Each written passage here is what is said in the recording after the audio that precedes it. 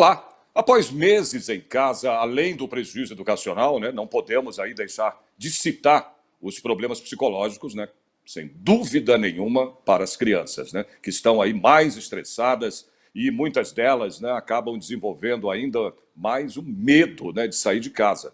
Apresentam sinais de isolamento. Enquanto isso, bares aí lucram, bares, restaurantes, enfim, lucram com casas lotadas, né? E o Black Friday deve ajudar aí os comerciantes, né, a recuperarem um pouco da renda perdida por conta, né, do lockdown. E é isso que a gente vai conversar hoje, né, falar sobre bares e shoppings aí lotados, mas as escolas, né, fechadas. Eu tenho aqui 3 convidados que vão participar aqui comigo do programa. A primeira convidada é a Melissa, doutora Melissa Bianchetti Valentini, está aí já no seu vídeo, na sua tela. A Melissa, ela é médica, né, infectologista. Tenho também o Raulisson Terrabuio, especialista em tecnologia e CEO, né? É Beatles que chama mesmo aí, o Raulisson? Beatles, Sérgio. Beatles. E o nosso outro convidado é o Roberto Debski. O Roberto, ele é psicólogo, está aí na sua tela, no seu vídeo.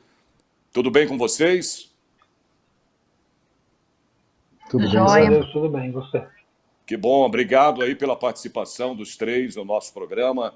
É um programa que chama Ideias e Debates. E exatamente para isso que a gente está aqui, né? Para saber, né, das ideias, né, para a gente debater também sobre esse assunto. E eu já faço uma pergunta para os 3, lógico, né, de cara já, né?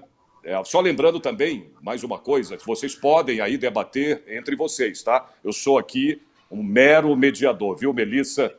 Eu sou mediador, então pode interromper, se um quiser fazer uma pergunta para o outro, né, comentar, enfim. Então, já de cara, a primeira indagação que eu faço é exatamente essa. Como é que fica essa situação, gente? Quer dizer, nesse lockdown, agora, né, está mudando um pouco a coisa, porque já no Rio de Janeiro, eu já ouvi aqui, né, que parece que a coisa está chegando nessa segunda etapa, né, nessa segunda onda desse coronavírus, né? Mas lá fora, na Europa, Estados Unidos, enfim, está começando, né, a fechar tudo de novo. E as escolas, gente? Como é que elas ficam, né, numa situação como essa? Eu vou começar só a explanar, né? Olá, um prazer enorme estar com vocês. Acho que é um tema muito Prazer é importante, nosso, né? doutora. Além de ser médica, infectologista, eu sou mãe, eu tenho dois Uau. adolescentes em casa, um menino de 17 anos, uma menina que está fazendo 15 agora, e é uma situação realmente difícil, né?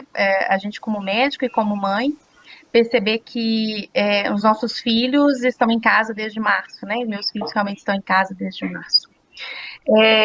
A gente tem que colocar algumas coisas em relação ao coronavírus. Primeira questão em relação ao coronavírus é a mortalidade diferenciada em faixas etárias, né? Então, a mortalidade de um adolescente, de uma criança pequena é 0,01%. Só 5% dos diagnósticos no mundo são de crianças. E na Europa, onde a gente já teve a abertura das escolas, as crianças, na grande maioria das vezes, elas pegam em casa e não na escola. Então, isso são pontuações importantes para que a gente comece a discutir essa questão. E aqui no Brasil, como você bem colocou, onde estão tudo está aberto, né? Cinema está abrindo, shoppings populares estão abertos. Ontem, nas eleições, né, nós temos aglomeração em praticamente todas as sessões eleitorais. Você só manter as escolas fechadas, que impacto epidemiológico nós teríamos em relação a isso, né? Muito pouco. Quando a gente vai olhar a Europa, por exemplo, os reports do Centro de Controle de Doenças Europeu, ele fala, se você só mantiver as escolas fechadas, você não teria impacto epidemiológico nenhum na epidemia, né? Somente as escolas fechadas, né? E esse impacto, eu acho que é extremamente importante, porque eu sou médica, atuo clinicamente, trabalho com pacientes, e aí, assim, mais a parte da psicologia, nós estamos muito preocupados não só com as crianças, como os adultos também, né? É uma preocupação frequente que eu tenho nas minhas consultas de perguntar como você está, alguém na sua casa está doente, como está o seu emocional em relação a isso? extremamente importante, uma discussão muito importante. É. Doutor Roberto Debski, como é que fica então? Eu estou indo para o Roberto, já já eu falo com o Raulson, né? Doutor Roberto Debski, que é psicólogo, né? Como é que fica, doutor, a cabecinha, né? A cabeça dessas crianças num momento desse, nesse momento, né, que a gente passa, que a gente vive já há meses, né? Porque a criança, ela quer, né, ela é ativa, né? Ela quer participar e ficando presa em casa. Como é que fica a cabeça, né, dessas crianças, doutor? Bom, como a Melissa falou, além de psicólogo, eu sou médico também, atendo na linha de frente. Percebo que o número de atendimentos está aumentando enormemente. Então, eu diria até que nós estamos com um número de casos maior do que a gente teve no momento de pico. É uma impressão inicial, uma percepção que a gente tem, nós que estamos atendendo em pronto-socorro também. A parte emocional, já no começo, lá em março, eu já sabia que teria um impacto muito grande quanto mais tempo nós precisássemos passar. A gente não imaginava no início que seria dessa maneira, que nós estaríamos agora, depois de março, né, para novembro, 8 meses, quando as coisas estavam melhorando, voltaram a piorar. Então, com certeza, a cabeça de todos, não só das crianças, mas dos adultos, dos idosos, realmente os problemas como ansiedade, o transtorno generalizado de ansiedade, estresse pós-traumático em alguns casos, depressão, vem aumentando muito. Eu também sou pai de um adolescente, eu já sou avô, mas no segundo casamento eu tenho um adolescente de 14 anos, que desde março também está em casa praticamente.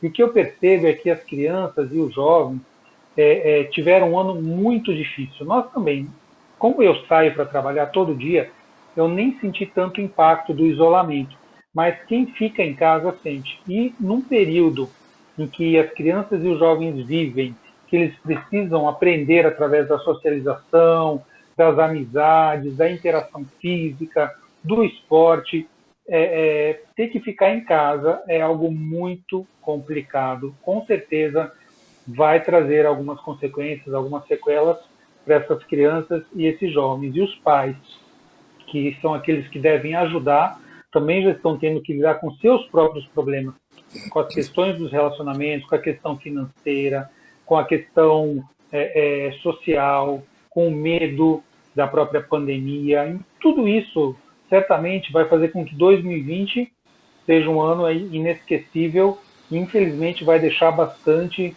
consequências, não só no físico, através da própria pandemia, de tantos milhares e milhares de casos de pessoas doentes e mortas no mundo inteiro, mas também as sequelas emocionais vão se fazer presentes e devem perdurar. E, aliás, a gente falava que a terceira onda, a quarta onda vão ser as consequências emocionais dessa pandemia. Sem dúvida. Raulson, você que é um especialista, né, em tecnologia aí, a gente sabe, né, o trabalho, né, home office já existe há um bom tempo, antes até da pandemia, né? Agora então, né, meu amigo, com essa pandemia, o pós-pandemia também, isso não vai... É o que a gente fala, eu sempre falo que o mundo não vai ser mais o mesmo, né? Isso é fato. Agora, para as crianças, né, você tem, tudo bem, você tem as aulas através da internet, né, o home office, enfim, como eu falei, né, mas a criança, principalmente na sua fase de desenvolvimento, né, ela precisa ali estar presente, ela precisa do presencial, né, muita energia. Você acha que só isso, só a questão de estudar pela internet, que já é complicado para uma criança, dependendo da faixa etária dela, né, só isso basta? Só isso bastaria? Ou tem uma outra solução? Hein, Raulson? Não basta, Sérgio. Eu corroboro com os doutores. A situação é muito complexa, né? Principalmente para uma criança até 7, 8 anos de idade que ainda está formando um pensamento e ela não tem nem a capacidade de entender direito o que está acontecendo. Então, o impacto ele ele é muito forte, principalmente para as crianças mais novas. E mesmo acima dessa idade, assim, é indispensável a sociabilização, as tarefas em grupo, a resolução de problemas em grupo, aprendizagem em pares, né? Porque você não aprende só com o conteúdo, com o que você está recebendo, você aprende também partir do momento que você está enxergando o outro. E isso é fundamental para o desenvolvimento das crianças e o seu desenvolvimento emocional, principalmente. E a escola tem um papel fundamental aí dentro desse processo.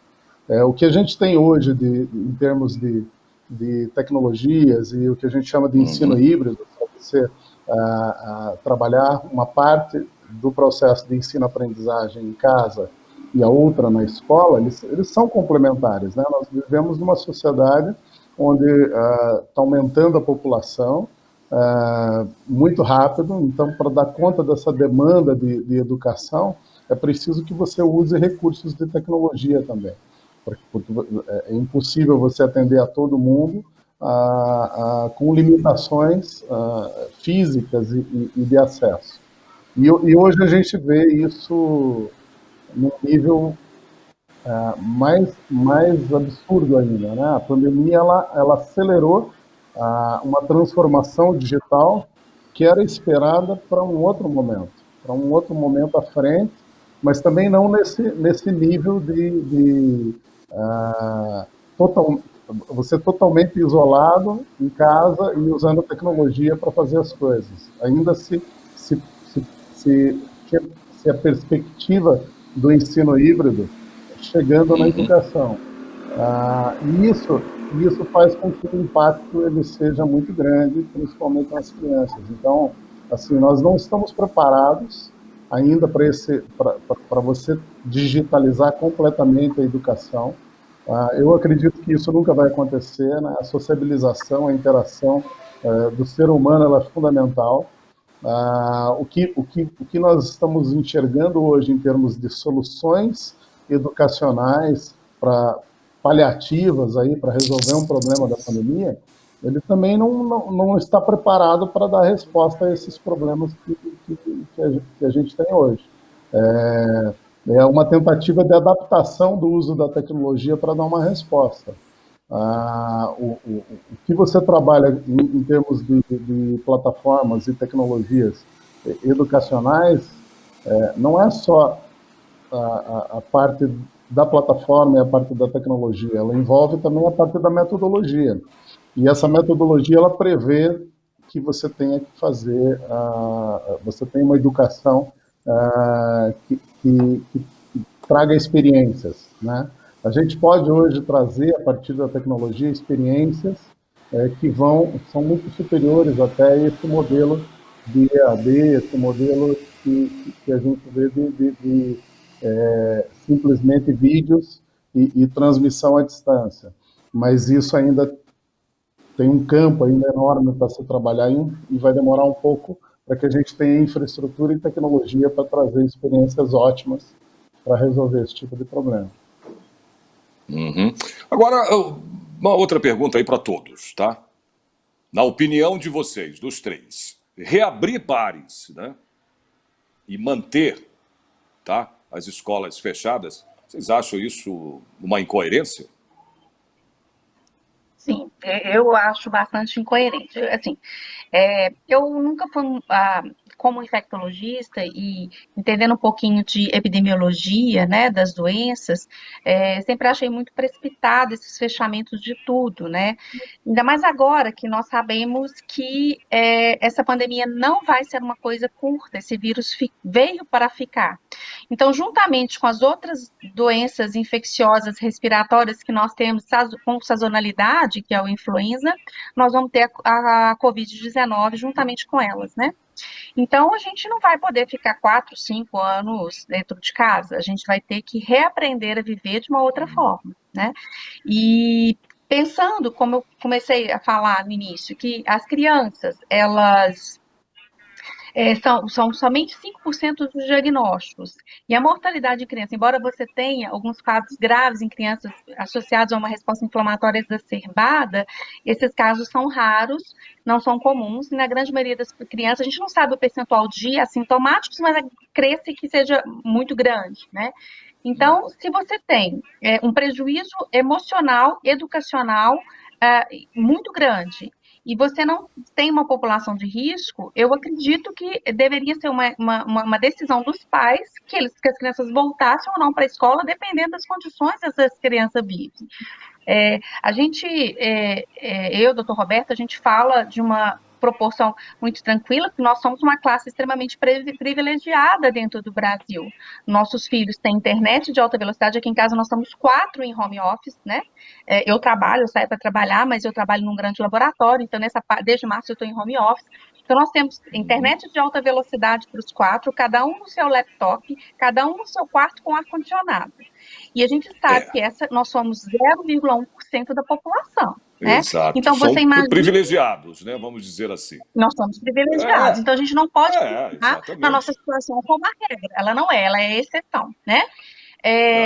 Então, a gente Agora tem também, que Melissa, isso não realmente... quer dizer que isso é ruim, que é mal. Porque... não tem nada a Não, ver. Mas a não, eu Melissa sou... tem não sei quantos Não, gigas de coisa. Não, entendeu? No quarto do não. filho tem também, tem ar-condicionado.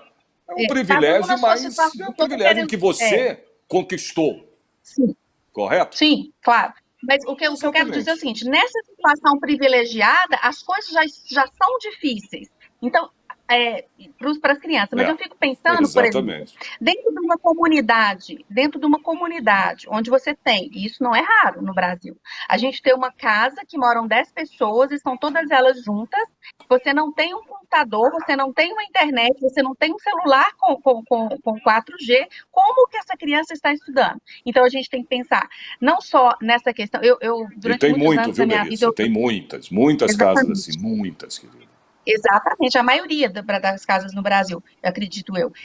Eu trabalhei muito tempo num posto de saúde que a gente atendia vítimas de violência sexual, e muitas dessas vítimas eram crianças. Então, assim, a escola é um local que, além da criança, né, dela socializar, dela estar presente em outros locais, ela está segura, pelo menos por aquele momento, tanto na segurança alimentar quanto na segurança física e emocional também.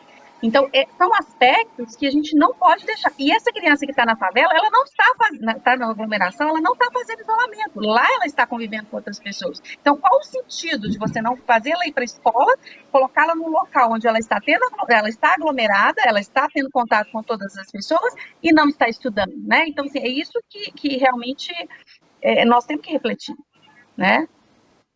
Roberto, quer falar sobre isso?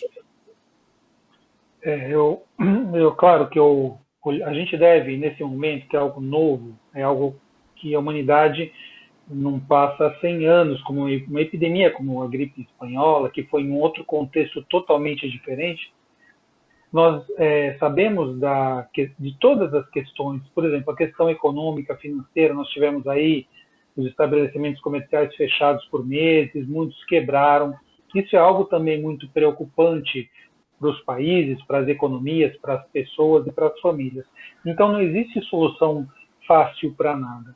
Eu concordo com a Melissa que nós olhamos para essa questão das escolas fechadas e todo o restante aberto, com as pessoas se aglomerando, não faz sentido algum realmente, né? Então, as pessoas deveriam ter o bom senso, talvez, claro, o comércio precisa abrir, as empresas têm que sobreviver, mas será que desse jeito como a gente vem acompanhando? Porque me parece assim, as pessoas ficaram 6, 7 meses em casa e falaram, cansei, eu não vou ficar mais, está tudo certo, está diminuindo o número, todo mundo foi para a rua, todo mundo se aglomerou, todo mundo não, mas muita gente, se você passa em ruas onde tem estabelecimentos comerciais, shoppings, bares, restaurantes, as pessoas estão na praia. Eu sou de Santos, eu fui andar fim de semana. A praia deveria ser um lugar tranquilo, porque você tem um grande espaço aberto com sol, com iodo, com ventilação ambiente, você está com a sua máscara, sem estar aglomerado com as pessoas, seria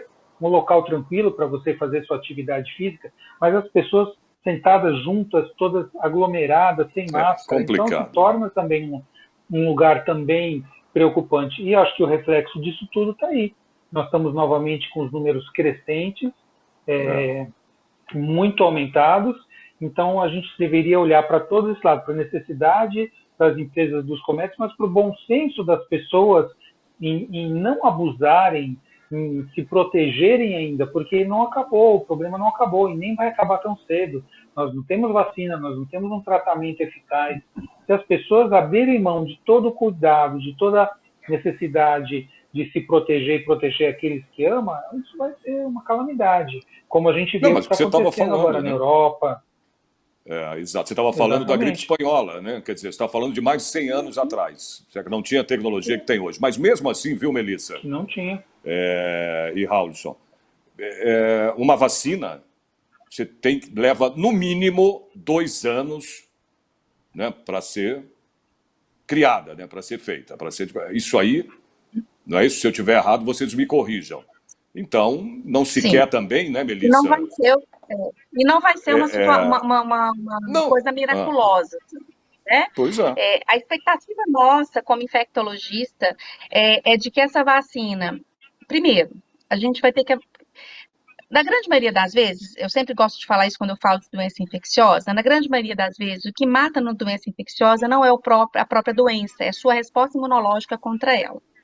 Então, existem algumas doenças, por exemplo, a dengue, em que a vacina, se você nunca tiver tido dengue, ela vai fazer você ter uma resposta imunológica pior e a sua dengue pode ser pior do que se você não tivesse vacinado, né?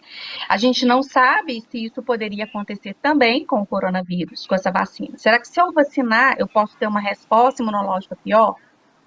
Segundo, as vacinas de influenza, né, as de gripe, que nós tomamos todo ano, por que a gente toma ela num período antes um pouquinho do frio? Porque ela não tem uma duração de ano todo, ela tem uma duração em torno de 3 a 4 meses. Só que como influenza sazonal, eu vacino um pouquinho antes do inverno e eu protejo a minha população, que também não é uma proteção muito boa, assim. Em anos ótimos, ela vai proteger 50% dos casos graves, mas em anos que ela não está muito boa, essa proteção é bem menor, né? Então, a gente imagina que a vacina de coronavírus seja uma coisa parecida com isso. Se ela não piorar a resposta imunológica, ela pode ser uma vacina que vai durar 3, 4 meses, só que você não tem sazonalidade com o coronavírus e você precisa de tempo. O que importa numa doença infecciosa? É mortalidade e morbidade. Então, minha ocupação de hospital, os pacientes que eu preciso de internação e os pacientes que vão morrer dessa doença. É isso que eu preciso ver se a vacina vai impactar. Ela vai diminuir meus casos graves? Ela vai diminuir minhas internações? E isso eu preciso de tempo para ver. Não é simplesmente ver, olha, a vacina produziu resposta imunológica. Não, não é isso. Porque a resposta imunológica que ela produziu, ela pode ir tanto para o lado do bem quanto para o lado do mal, né? Isso a gente precisa de tempo. Então, soluções miraculosas nós não vamos ter. Nós imaginamos que a gente vai ter que conviver com a Covid-19 por muito tempo. Imagina-se que tem até algumas teorias que falam que as escolas deveriam ter ficado abertas porque as crianças têm quadros leves, porque parece que eles têm uma resposta imunológica para outros coronavírus melhor, e por isso eles têm doenças mais leves. E se a gente tivesse deixado as crianças pegarem, você já teria a terceira, quarta vez que eles tivessem pego a doença, e aí o coronavírus teria ficado mais leve, e com isso a gente poderia sair disso mais rápido. São teorias, né? Mas são coisas que a gente tem que discutir. Quer dizer, nós estamos ainda num lugar sem luz, assim, nós não achamos luz no fim do túnel. Nós vamos ter que conviver com ele muito tempo, nós vamos ter que achar estratégias de conviver com o coronavírus de uma forma diferente, né? Usando máscara, com distanciamento social, mas a gente vai ter que viver, porque a gente não pode ficar 4, 5 anos parado dentro de casa, né? Mas não dessa forma. Eu realmente, assim, a aglomeração é uma coisa que realmente eu não eu me recuso, eu não faço festas, isso, né? Ainda mais que eu acho que o nosso peso, né, doutor Roberto, como médicos, é muito maior do que o peso de uma outra pessoa, porque a gente, além de nós sem estarmos dúvida, protegendo a sem nossa dúvida. vida, nós somos formadores de opinião, né? Então, Claro. assim, me perguntam, como eu falo, é assim, na grande maioria das pessoas não vai ter uma gravidade maior, mas a gente não sabe quem vai ter. Como eu falei, eu trabalho num grande laboratório, eu sou de Belo Horizonte, né? Essa semana passada, nós tivemos recorde de coletas de PCR nas nossas unidades em Belo Horizonte. Recorde. Nós tivemos no sábado mais de 2.000 coletas de RT-PCR aqui. Então, nós estamos vivendo, sim, essa segunda onda. É óbvio que essa segunda onda tem que ser vista de uma forma diferente. Porque quando foi em março, quando começou o coronavírus, aqui em Belo Horizonte foi um pouquinho mais tardio, o nosso pico da infecção foi em julho, eu não tinha capacidade de fazer PCR como eu tenho hoje, né? Então, a gente tinha menos diagnósticos, porque eu não tinha condição de dar para a população toda o exame. Então, assim, a gente tem que avaliar isso com cuidado, eu não posso colocar isso como uma regra, mas a gente vê que nós estamos tendo muito diagnóstico, né? Agora, Raulison, com tudo isso que você está ouvindo aí, você acabou de ouvir, né, meu irmão? O ensino híbrido, né, vai continuar sendo adotado nas escolas, com tudo isso que você ouviu agora aqui. Sim. Ele vai avançar, né? Porque isso já era uma previsão, né? Já era uma tendência de você trabalhar muito mais metodologias ativas de ensino, sala de aula invertida, fazer com que o aluno, em algum momento, ele tenha a leitura, faça a pesquisa de forma quase semi-autodidata, porque não é totalmente autodidata, porque ele está sendo instruído ali por um professor, por uma escola, ele tem uma trilha para percorrer.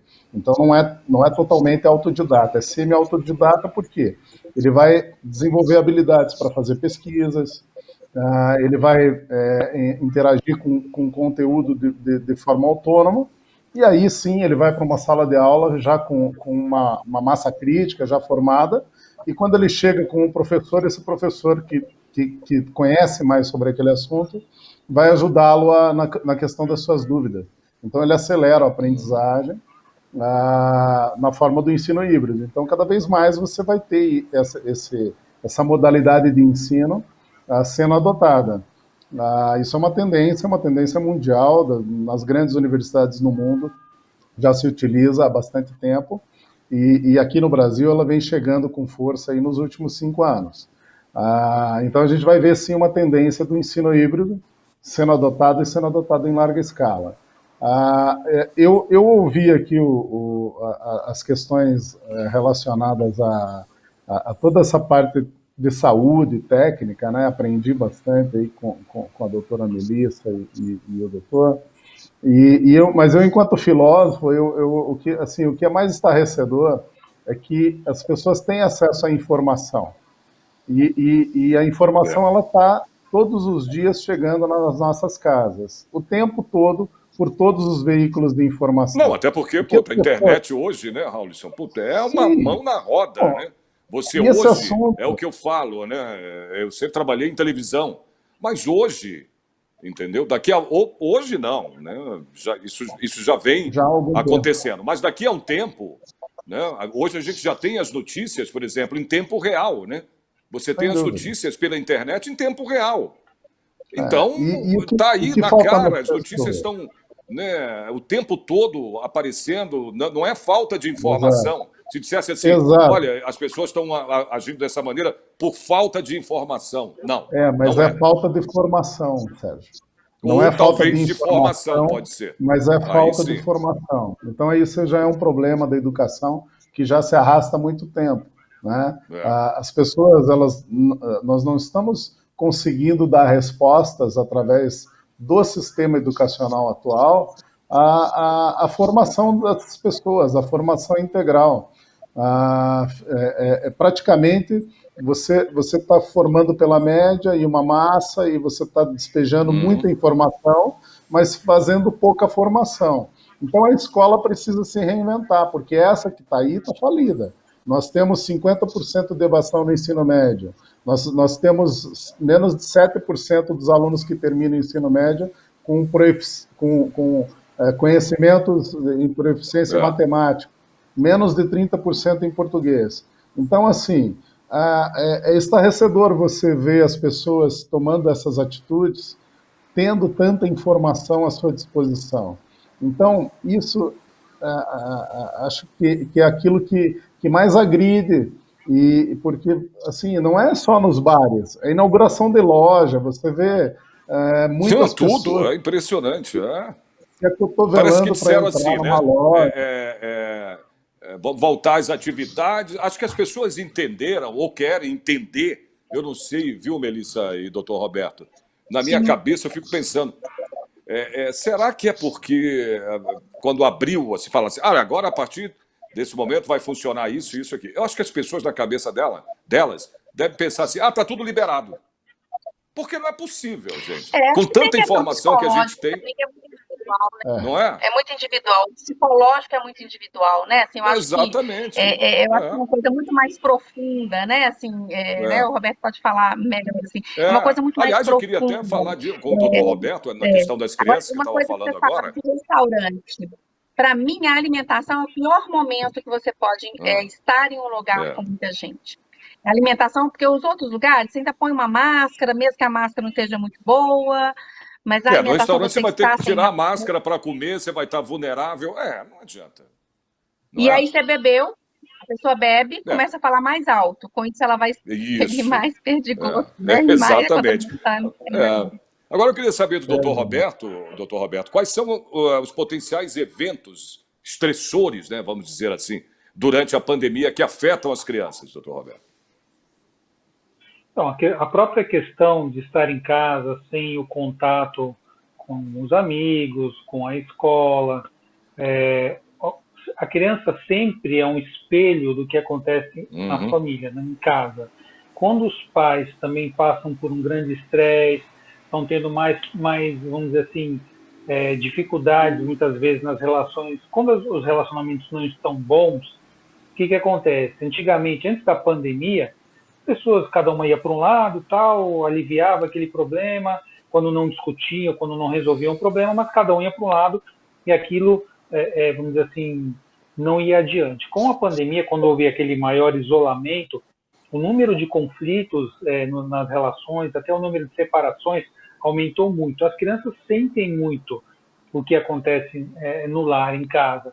Então, quando os pais têm problemas, dificuldades, quando os pais estão preocupados com a questão do trabalho, com as questões econômicas da família, com a própria possibilidade de adoecer, com pessoas próximas adoecendo, as crianças vão sentir tudo isso, e isso vai ser um fator a mais, né?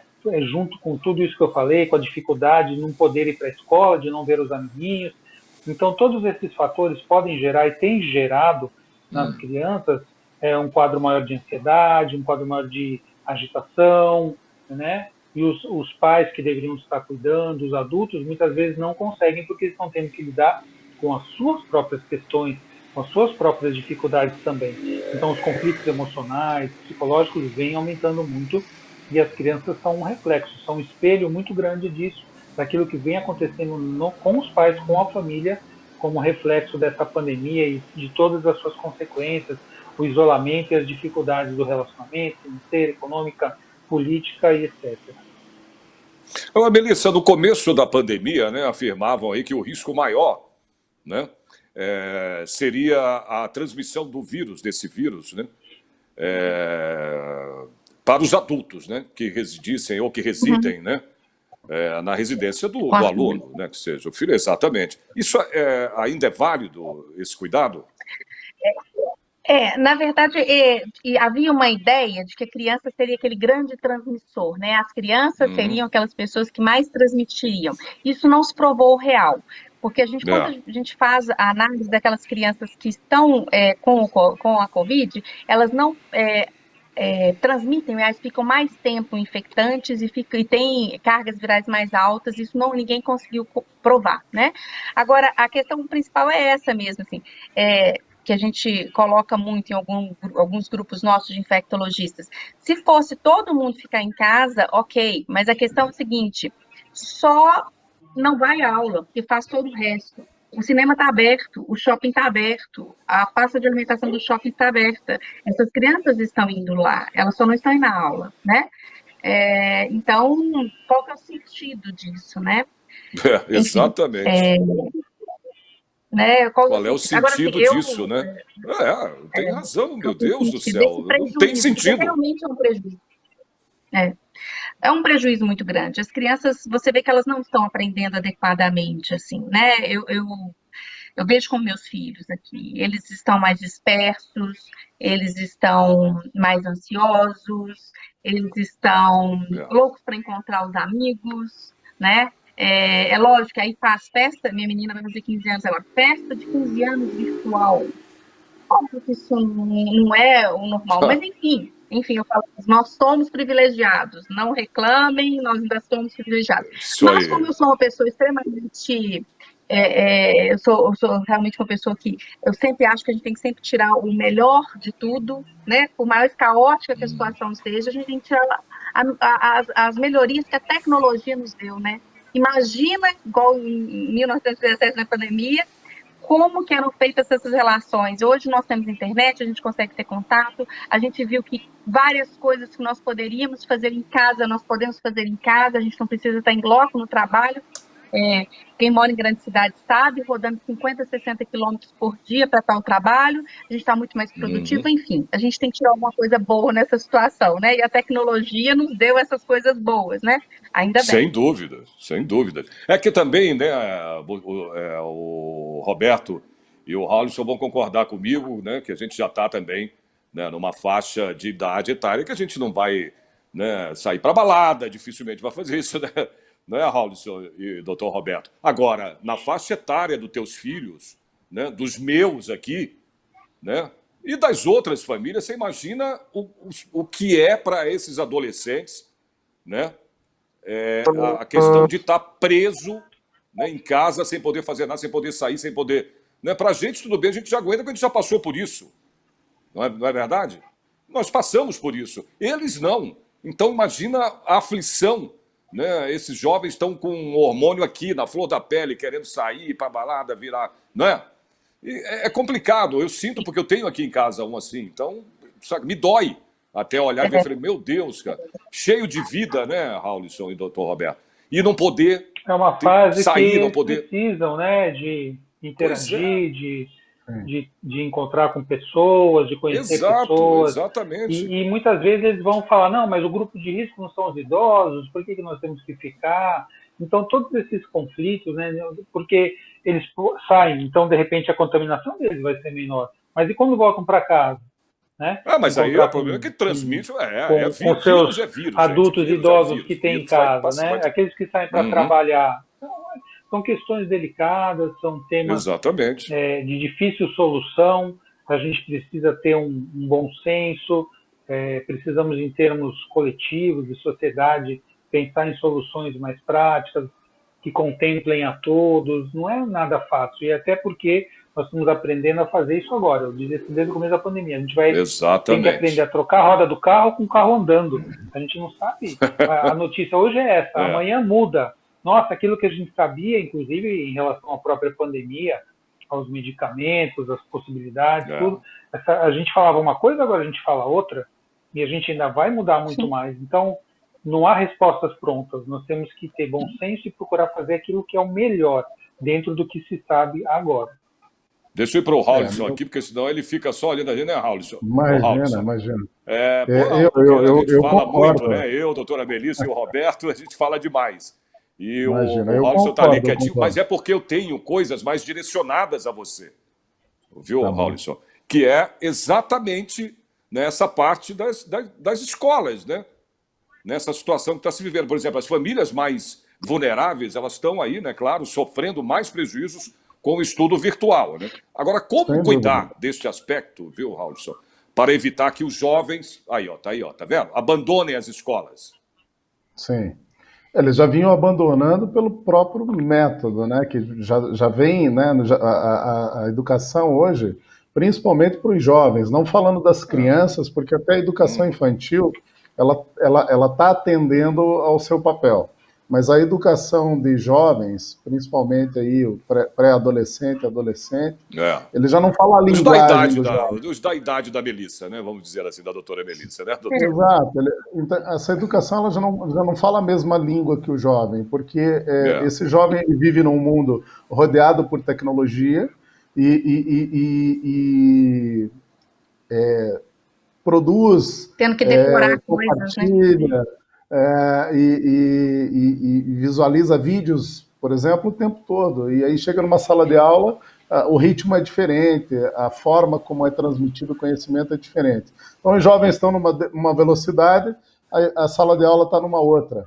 Então, essa linguagem precisa se aproximar, né? Isso é um dos problemas, mas já era um problema.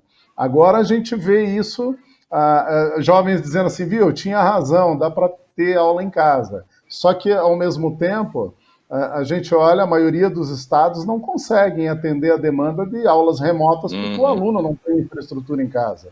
Então, nós estamos num país de dimensões continentais com vários problemas de infraestrutura em telecomunicações, né? Em banda larga, é preciso investimento nessas áreas. Não, eu digo, Raul, isso é o que a gente engatinha ainda, por incrível que pareça, né? Até na TV a cabo, por exemplo, a internet, não, a gente ainda está engatinhando. Exatamente. E por isso que não tem condição. Como é que todos os alunos vão ter aulas por internet se na casa da maioria você não tem, né, um sinal, você não tem nada condizente com... às vezes até tem, mas ela é de baixa qualidade, né? Ela é de baixa qualidade. Tem escolas com internet de baixa qualidade. E aí você tem uma realidade no privado e você tem outra no público. Então nós estamos num país que tem muitos problemas, né? Esses problemas floresceram aí por conta da pandemia e eles são graves, né? Vai precisar de um esforço muito grande para a gente conseguir passar, né, desse momento e trazer respostas. Porque o que a gente tem aqui, a maioria é dúvidas, né? E uma série de dúvidas em função de que os problemas são diversos. Fecha o bar, mas o dono do bar quebra, fecha e não sustenta a família. Leva a criança tem aula em casa, mas a casa não está preparada para receber essa aula. Vai para a escola, uns dizem que tem risco de contaminação, outros dizem que não. Então, há tantas incertezas, né? A gente fala, no âmbito da tecnologia, chama do mundo VUCA, né? Que tem muita volatilidade. O tal do VUCA, exatamente. Mas a gente está, na verdade, no mundo MUVUCA, né? Porque com a pandemia, né? isso piorou. O Bauman já falava que a gente está na modernidade líquida, tudo muda o tempo todo. Agora, então, assim, existe uma aceleração do uso da tecnologia, principalmente em países mais adiantados, e nós aqui estamos tentando acelerar, mas nós não temos os recursos. Então, assim, queremos ir mais longe, mas falta, né, falta o veículo, falta a infraestrutura, falta muitos recursos para que a gente possa realmente ter uma condição ideal para que essas coisas funcionem. É como a doutora falou, ela tem na casa dela uma infraestrutura boa, todos têm computadores, mas essa é uma minoria, 0,1%. Sim, mas ela é uma em 1 milhão. Né, e aqueles que não têm é o grande problema, né? E esses se sentem mais excluídos ainda agora nesse momento. E agora mais ansiosos e presos ainda, e principalmente a discrepância, né, é maior ainda, né? Exatamente. A discrepância entre os alunos de escola privada e pública, assim, esse ano, que já existia, esse ano realmente foi assim, abissal, né? Abissal. Eu moro em São Paulo e tenho meu filho em Curitiba, tem 22 anos, é um jovem, ele estava fazendo Universidade Federal. Ele está sem aula desde março. Agora começaram a retomar as aulas remotas. Mas eu tive que passar a conversar com ele com muito mais frequência, porque ele tem uma série de novas necessidades que ele não tinha, ele era autossuficiente. Ele estava fazendo a faculdade dele, ele tinha os planos dele. Agora ele está em casa, ele está preso, ele não pode se locomover, ele não pode se sociabilizar, e ele não está fazendo as aulas, e ele está estressado com isso, né? Então, claro, ele começa sem dúvida, como o meu aqui, estressado, entendeu? Outro dia ele falou para mim isso, falou, pai, eu vou pirar, eu vou ficar louco. Eu falei, cara, ele tem praticamente a idade do teu, né? Mas ele, imagina, com hormônio, a flor da pele ali, entendeu? Com toda a energia que eles têm, tudo. Ele virou para mim e falou, eu tô ficando louco. Viu, doutora Melissa e o doutor Roberto? Falou, eu vou ficar louco. Falei, não vai, cara, calma, que você não vai pirar. Mas ele ainda tem Mas capacidade eu entendo essa situação. Né? Ele Você ainda tem a tem questão da capacidade atividade de física discernimento. também, né? É, Sim. também. Agora, e as Nessas horas crianças é que nós precisamos da resiliência, né? Precisamos exercitar a resiliência, resiliência, resiliência. que é a capacidade de lidar com esses desafios, essas Sem novas dúvida. possibilidades e responder de uma maneira positiva. Por isso que a questão emocional vai se fazer presente e vai se prolongar até mesmo depois que essa pandemia já não for um risco, que houver alguma vacina ou medicação, enfim, a questão psicológica continuará crescente por muito tempo, porque já estava antes da pandemia, nós já vivíamos tempos Sem em que a dúvida. depressão era a doença, uma primeira ou segunda mais incapacitante do planeta, e agora a gente pode esperar que isso tudo se Vai aumentar. agrave ainda mais por conta dos efeitos dessa pandemia. Sim. O que nós Doutora tentamos aqui Melissa, em tem casa conversar registro com de. crianças. Antes de você falar com ele, Ah, falar sim, desse outro assunto, eu queria já deixar um sim. para que a senhora responda para. Não sei se. Eu não me lembro agora se a gente já falou sobre isso, se nós falamos sobre isso ou não. Há registro de transmissão entre crianças, doutora Melissa, Bom, do eu vou coronavírus? só colocar uma parte aqui Não, só primeiro, assim, coloca lá, que aqui depois em a senhora casa me responda essa. a gente coloca com os meninos o seguinte: cada geração tem seu problema, né? Nós tivemos 2 guerras mundiais no século passado e as pessoas tiveram de lidar com as questões da guerra, então tiveram adolescentes nas guerras. Nós agora estamos lidando com o coronavírus, é uma coisa da geração deles que a gente vai ter que aprender a lidar. Então, assim, neste momento está difícil, mas a gente vai ter que aprender a lidar, nós estamos lidando, a gente está trabalhando, né? E isso que é importante, o papel dos pais mesmo, quando dão conta, né? Porque ninguém faz, não. Em relação à transmissão, a Europa, que foi o local onde que abriram as escolas inicialmente, eles não viram aumento do número de transmissões, epidemias dentro das escolas. Eles viram que quando você tinha uma criança infectada, ela vinha de casa infectada, ela estava pegando com alguém que estava convivendo com ela e não na escola. Então, não teve aumento de transmissão por ter uma epidemia, né, dentro da escola. Uhum. E quanto à pergunta que eu te fiz sobre se há algum registro de transmissão entre as crianças, doutora Melissa? Não, é isso que eu estava falando com vocês. Assim, na Europa, que é onde as escolas estão abertas, e de acordo com o Centro de Controle de Doença Europeu, a ideia mesmo em lockdown é manter as escolas abertas, porque as crianças lá ficaram bastante tempo sem estudar. Eles estudaram todos os clusters, todos os casos de crianças infectadas na escola, e na grande maioria essas crianças foram infectadas dentro de casa. Elas não foram infectadas dentro da escola. Então, não foi na escola? Que, não foi na escola, né? A transmissão não foi na escola, então esse risco não seria tão maior do que o risco que ela está correndo dentro de casa ou na comunidade que ela está circulando, entendeu? Perfeito. Gente, eu queria continuar aqui, mas já estourou o tempo, viu, doutor Roberto? E o Raulison, eu também identificaria aqui umas 3 horas, meu amigo, ou mais. Porque o assunto é bom e a gente tem que passar isso, né, para o telespectador para entender que realmente isso não é brincadeira, sabe? As pessoas precisam levar isso muito a sério, né? Esse coronavírus, essa doença, esse vírus que está infectando e matando milhões e milhões de pessoas. Eu queria agradecer a presença de todos os 3 no programa Ideias e Debates e espero que a gente marque aí um próximo programa para continuar batendo esse papo, conversando, né, sobre esse e outros assuntos. Muito obrigado pela presença da Melissa, doutora Melissa, né, doutor Roberto e o grande Raulison, o cara da tecnologia. Muito tá bom? obrigado, Sérgio. Eu agradeço, Obrigado a vocês. foi um prazer participar. Foi um prazer. Um prazer estar com Obrigado. vocês. Um abraço. Até. Tchau.